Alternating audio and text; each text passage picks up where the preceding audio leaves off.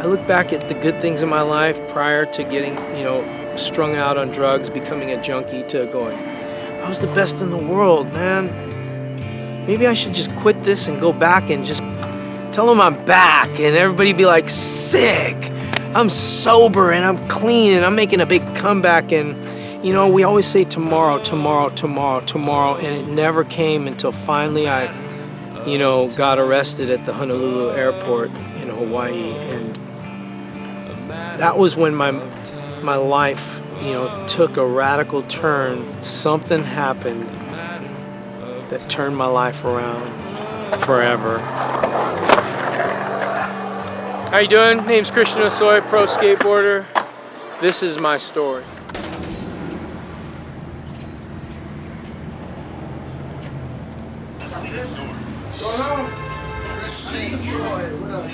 I'm here filming with these guys, and it's kind of cold out. I was going to ask if I could get a sweater to wear. Crush it. Absolutely. I like the one that goes all the way across the chest. You know? Yeah, the scripts. Yeah. Yeah, this is all body shit. Yeah. The man will be stoked right here, right? And who's this to?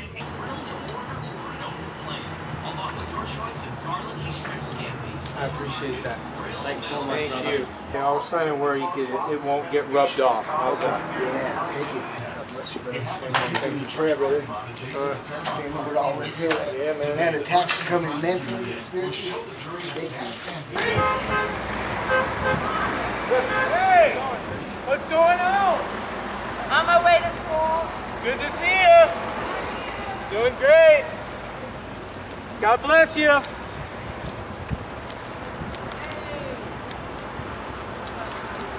What's going on? People recognize you right here? Apparently. Yeah, it's been pretty good, right, so far. There's just so many homeless, so much drugs, so many gangs, so many like tourists that would come here. It was just like, who would want to live here? But now it's like upscale and everything's like, man, my belt. It's not small enough. So my pants just fall down. Well, right here, this is like where we would hang out. We'd probably hang out right in this place. This place right here was called the Greek Out back in the day. This street, the street would continue and would go all the way down to the boardwalk. And really all this wasn't here yet. This was just curb. And we would skate these curbs. We would bring out a jump ramp. We'd just roll our jump ramp on the back of my car, roll it out here, put it right there, and then start jump ramping, and then we'd get a crowd of like 2,000 people would just come out and start watching. And we did it every day. And then we'd go around the other side and just basically smoke weed, go out there on the beach, do whatever we do. And so this was like our local paradise back in the early 80s.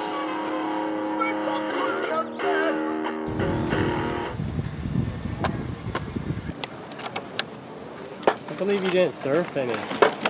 I know, right? You would think. Just never liked cold water. Couldn't stand getting up early. Paddling out is just Work? yeah, that's too much work to catch a wave all the way in and then gotta paddle all the way back out for one ride. I mean, I don't know. I might get the surf bug later on. You know what I mean? Hey, what's up, homie? Good. All right, good. I love this guy ever since we're little kids. It's awesome what you do. How you man. doing? My name is Peck. I'm from Venice. Been here since 1969. I just represent Venice, the Breakwater, Dogtown, Venice Originals, especially this guy. He is part of Venice. He is Venice. Hey, you know who you interviewing already? Do you know who you interviewing? I love you. I love you, bro. I love you. Bless you.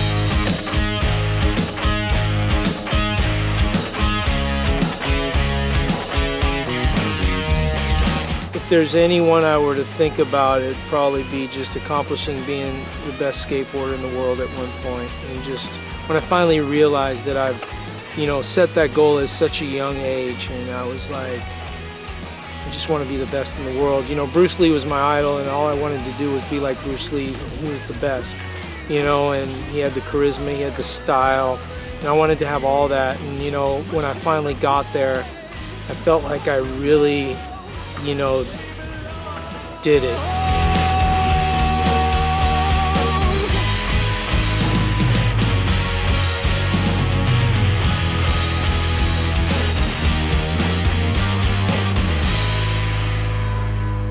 Traveled the world, was already this, you know, world champion, you know, did everything you could possibly do, had everything that the world can offer you, you know, whether it's money, sex, power, and pretty much that is the bottom line for a man, you know?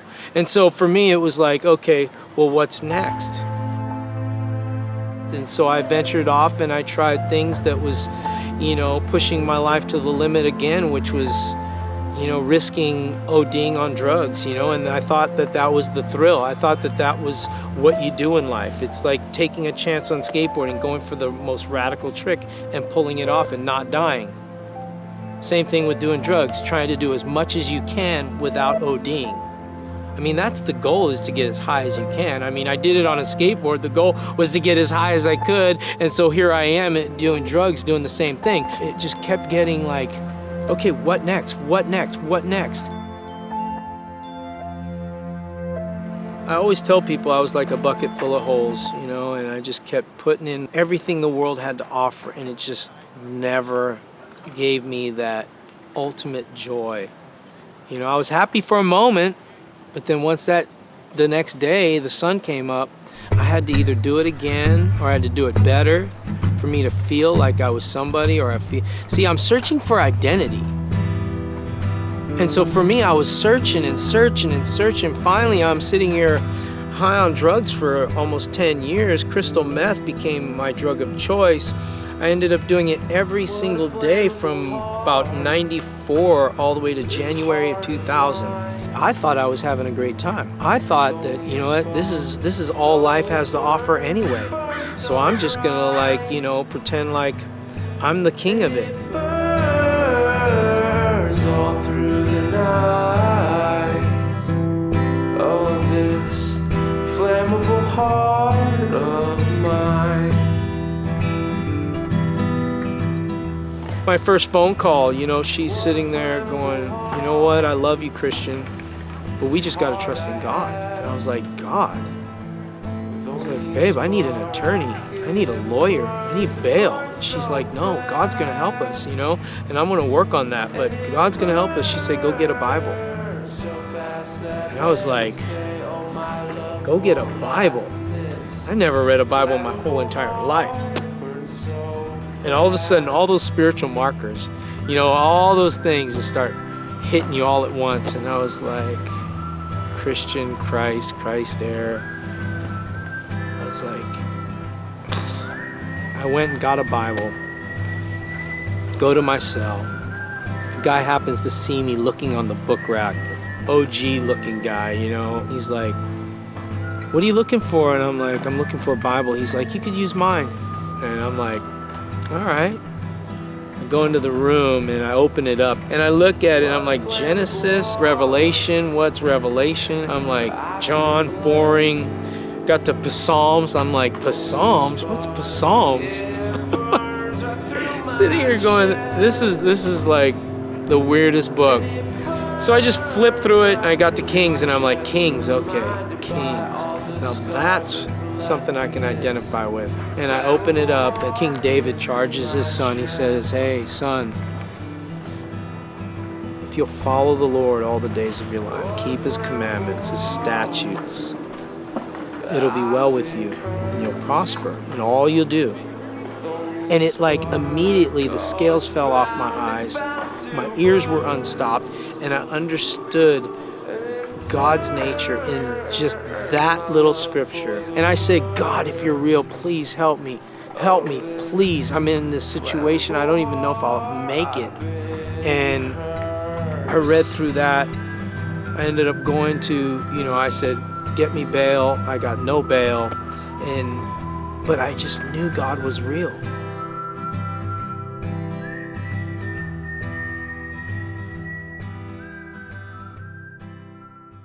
And I spent 5 years in prison. Everyone said it's such a shame. He was free to being in prison, and I say it was me being in prison my whole life, living in sin and death, on the edge of spending eternity without God. And by His grace, I was still alive to accept Him in my heart that day that I did. And then I spent 5 years in prison, a free man. I'm not ready for anybody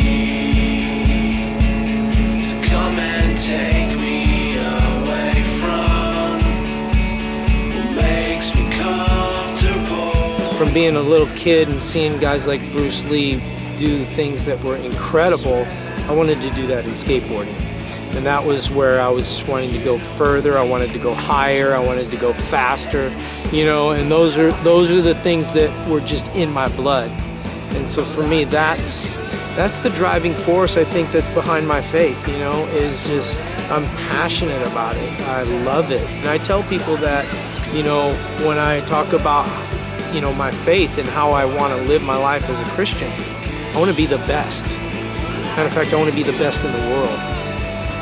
I want to be a world champion.